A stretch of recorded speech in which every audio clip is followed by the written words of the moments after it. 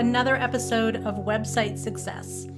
I'm your host, Chrissy Rey, and today we're diving into a topic that can be a little overwhelming for beginners, and that topic is choosing a WordPress theme. Now, there's a lot to cover, so this is going to be a two-parter. Don't want to overwhelm you.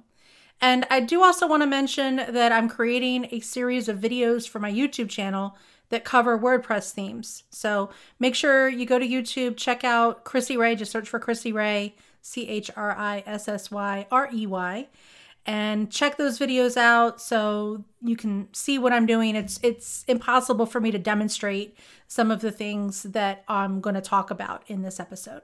So, all right, with that out of the way, let's go ahead and get started talking about themes. So first, let's answer the question, what is a WordPress theme? I covered this a little bit in the WordPress 101 episode, but now I'd like to go a little bit more in depth. In WordPress, the theme controls the appearance of the website.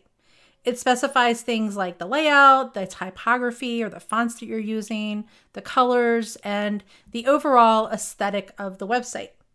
Each theme is made up of a bunch of different template files, and those let you specify how each different type of content will look.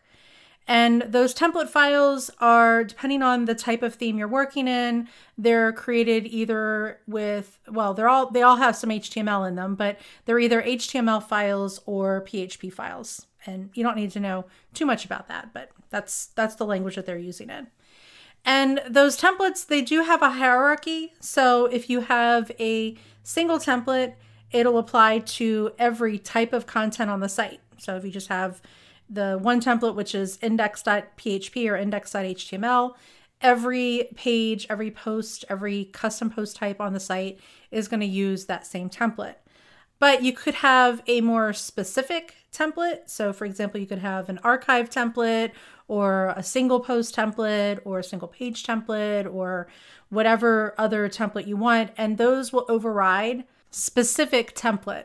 So for example, if you have your main template, which is called index.php or index.html, that is the least specific template. And then if you had a post template, that's a little bit more specific.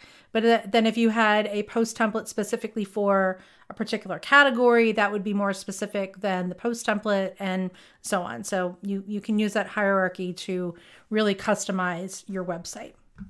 Now you can install a theme directly in the WordPress dashboard, and I won't walk through that in this episode because, as I already mentioned, you can watch the YouTube channel to see how it's done. But basically, when you install a theme, you're going to make a copy of the files for the theme on your website, and then you need to activate the theme to apply it to your website so that it actually uses it.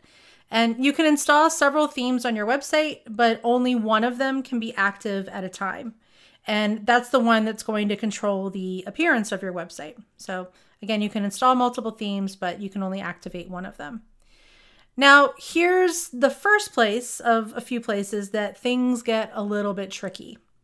There are currently two types of themes in WordPress, and those are called classic themes and block themes. And each one is handled pretty differently in the WordPress dashboard.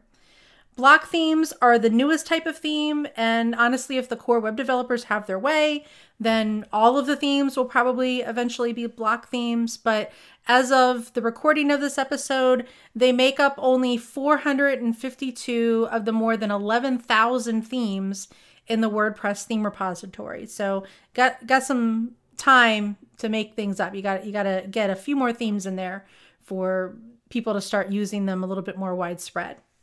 Now, when you install and activate a block theme, you'll be able to edit the theme in something called the site editor.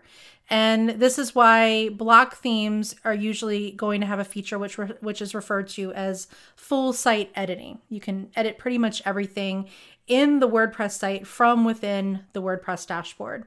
And the site editor is a built-in part of the WordPress dashboard. You'll only be able to find it if you have a block theme activated. So if you do have a block theme activated, you'll find a site editor menu underneath of the appearance menu.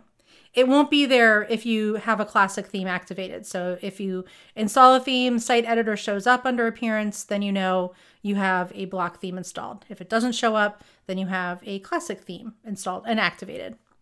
Now, when you use the site editor, you can do things like edit the templates that come with the theme, create and edit new templates that don't come with the theme. So if you made a new template, you can edit any of the existing templates. You can also manage what are called template parts. And those are going to be things like the header and the footer, and you can create sidebars and other template parts. And you can also manage styles, including the typography and the global colors for the site, for using the site editor. Now, as the name implies, the templates and template parts in a block theme are made up of WordPress blocks. And if you haven't worked with WordPress much before, you may or may not know this, but blocks are units of content in WordPress. So there used to be something called the classic editor, where you just basically just typed in all your code or typed in all of your text, and you could add images, and you could add what are called shortcodes to add really much of anything else. With blocks, you add these predefined units that let you add things like menus and headings and paragraphs, images, rows, columns, etc. So you can add pretty much any type of content. And for anything that you can't add with a block, you can usually add a shortcode, or you can add some custom HTML. And there's actually a shortcode block and a custom HTML block.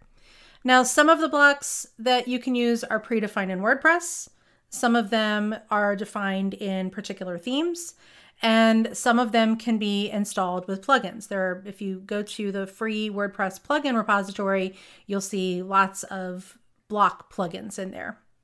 Now, after you create or edit a template in the site editor, you can change the actual content in the blocks in the post or page editor. Depends on the theme, but for a lot of block themes, you would change the content within the post or the page editor and not in the site editor. You would just change the layout within the site editor, or you change what goes in there in the site editor. So if, for example, in the site editor, you added a block that contains a placeholder for a featured image at the top of a particular template, then you'll be able to add the actual featured image to each individual page or post or whatever it was that you defined. If you'd like to try a block theme, the default theme that comes with WordPress 2023 is a block theme. So you can just kind of play around with it, go to the appearance menu, check out the site editor, and take a look.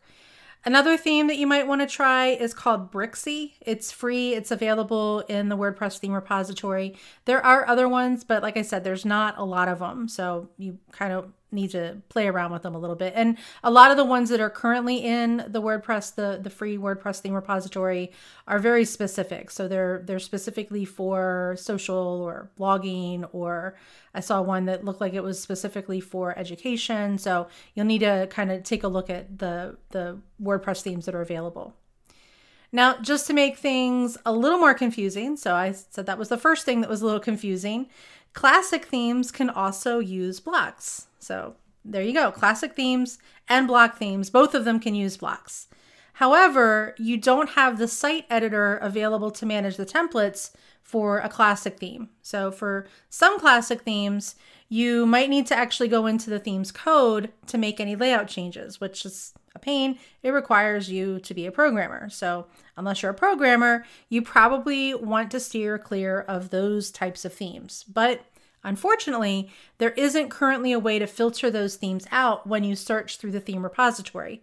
So you might just have to install some duds to figure this out. So just be forewarned, I won't recommend any of those types of themes. So I'm actually going to talk throughout this episode about specific themes, and I won't recommend any specific themes that need you to do that.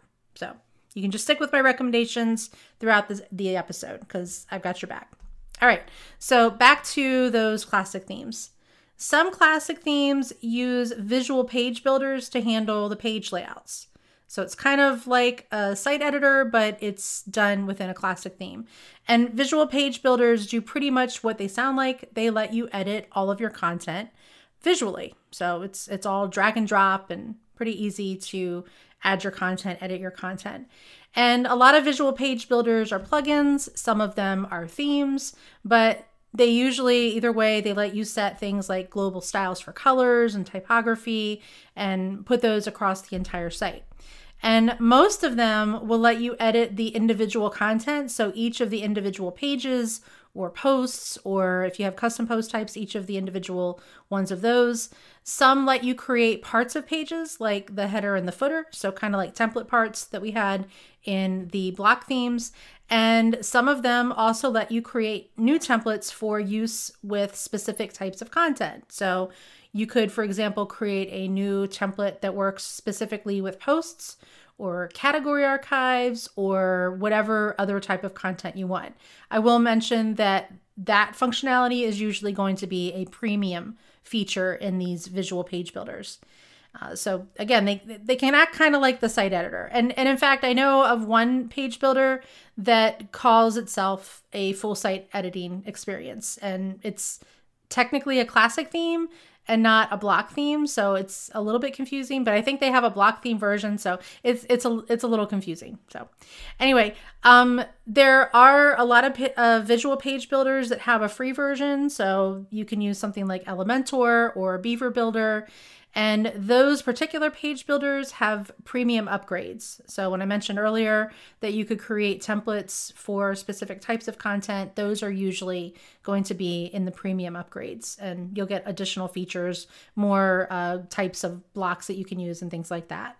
Some page builders like Divi, Bricks, and Oxygen are premium only, which means they're not free. You have to actually pay for them to use them. There are some lightweight themes that are made specifically for working with page builders, such as Hello Elementor, which, as the name implies, is specifically for working with Elementor. And there's also Astra, which works well with several page builders and has a bunch of starter templates for various page builders. If you end up using one of the premium page builders, some of them have their own base themes that you can use. And again, some of the page builders are actually built into themes. So you have to figure out which one that you're going to use. But you should know that when you activate those themes, by default, the built-in themes or the free themes or the page builder specific themes, they usually don't look like very much. You are probably going to need to install a starter template from the page builder to make the site actually look like a website, not just a bunch of boring text. Now, I do have to mention that I am personally not a huge fan of page builders. I do use them from time to time. I have clients that use them and I help manage their sites with them. But if they're not used correctly, then it can lead to very bloated and slow loading websites that give users motion sickness. Because I have personally, I'm very prone to motion sickness, and I looked at somebody's website one time and I literally wanted to puke. And it wasn't because of the content, but it was because there were so many things moving on the page, and I'm on a really big screen, that it literally gave me motion sickness. And I'm using the word literally correctly here. It literally made me want to throw up. And it was not a good experience. So make sure your website's not doing that. I'm not saying that you shouldn't use page builders, but if you do use a page builder, make sure that you learn how to use it correctly. And don't use them to add a ton of wild styles or animations to your website, because not only will that give some users motion sickness, but it is going to bloat the code on your website. So what can you do if you're not a programmer, you want to use a classic theme because you're not really ready to do the site editing, and you don't want to use a visual page builder? Well, you've got options. You can use a lightweight theme that handles everything with blocks and something called the customizer. And let me tell you what the customizer is. It's an interface that WordPress uses to customize classic themes. So customizer customizes. And some classic themes add a bunch of settings to it that allow you to do things like set global colors, the typography, specify default content that goes on to different post types, customize your header and your footer, set a default template for each type of content, and a bunch more. Without the theme adding those kind of things, you can really just do things like add the site icon and the logo and a few other really basic things. But the themes usually add a bunch more functionality. Now, there are some really good free themes that do this very well. Cadence and GeneratePress are two examples. Cadence is spelled with a K, K-A-D-E-N-C-E, and then again, GeneratePress. Now, I personally prefer Cadence out of the two because they have free starter templates plus additional premium templates that you can pay for. So if the free ones don't cut it for you, you can upgrade and use one of the premium ones. GeneratePress does also offer starter templates, but they're only available for their premium version. So you don't get any free ones. That's why I like Cadence instead. All right, so I know we covered a lot, but there's so much more to talk about. So I like to keep these podcast episodes relatively short, less than 20 minutes, between 10, 15, and I think I'm going a little over 15 at this point. So I am going to cover the rest of it in the next episode. Make sure you come back for that one so you can get some more tips on figuring out which theme to use for your WordPress site. But until then, I'm Chrissy Rey, and this is Website Success. Thanks for listening.